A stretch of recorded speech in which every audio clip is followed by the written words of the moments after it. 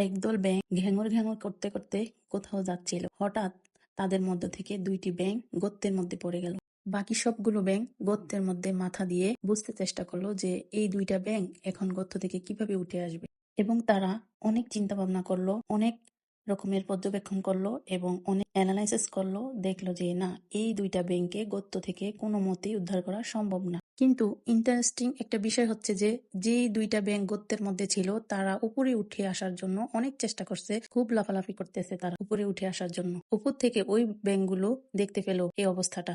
তখন তারা ওই ২টা ব্যাঙকে বোঝাতে চেষ্টা করলো, আমরা আছি তোমাদের সাথে, কিন্তু আমরা কোনো মতেই তোমাদেরকে উদ্ধার করতে পারছি না, এটা তোমাদেরকে মানতে হবে আর তোমরা ওইখানেই থাকতে হবে, তোমাদের ব্যর্থতা মেনে নিতে হবে আর এখানেই তোমাদের মৃত্যুবরণ করতে হবে।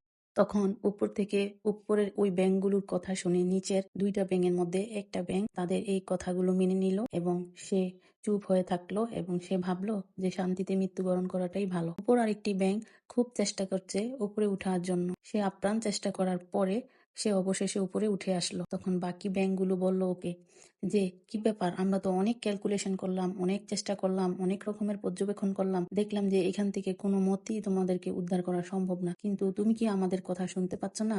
আমরা যে তোমাকে এগুলি বলছি তোমাদেরকে, তুমি কি আমাদের কথা শুনছিলা? তখন ওই ব্যাঙটি বলল, আমি তো কানে একটু কম শুনি, আমি ভাবছিলাম তোমরা হয়তো আমাকে উৎসাহ করছো উপরে ওঠার জন্য।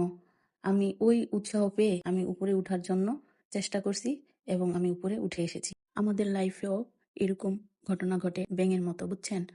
আমাদের আশেপাশের লোকজন, আমাদের প্রতিবেশীরা, আমাদের আত্মীয় স্বজন, ইভেন বাবা মা ভাই বোনও আমাদেরকে বোঝাতে চেষ্টা করে যে তোমার দ্বারা কিছু হবে না, তুমি কিছু পারবে না, এরকম বোঝাতে চেষ্টা করে। তখন যদি আপনি ওই ব্যাঙটার মতো, যে ব্যাঙটা কানে কম শুনে, ওটার মতো কানে কম শুনে নিজের কাজে নিজে মনোযোগ দিয়ে করেন, নিজের কাজটা নিজে ঠিকভাবে করেন, ঠিকভাবে চালিয়ে যান, তখন দেখবেন একটা সময় আপনিও এই ব্যাঙটার মতো সফল হতে পারবেন। তাই বোঝাই যাচ্ছে এই গল্প থেকে আমরা একটাই শিক্ষা পেলাম, আমাদের চারপাশের মানুষজন অনেক কথাই বলবে, সব কথা কানে নেওয়ার দরকার নেই, কানে কম শোনাই ভালো। কানে কম শুনলে আপনি সামনে এগোতে পারবেন এবং আপনি আপনার লক্ষ্যে পৌঁছাতে পারবেন।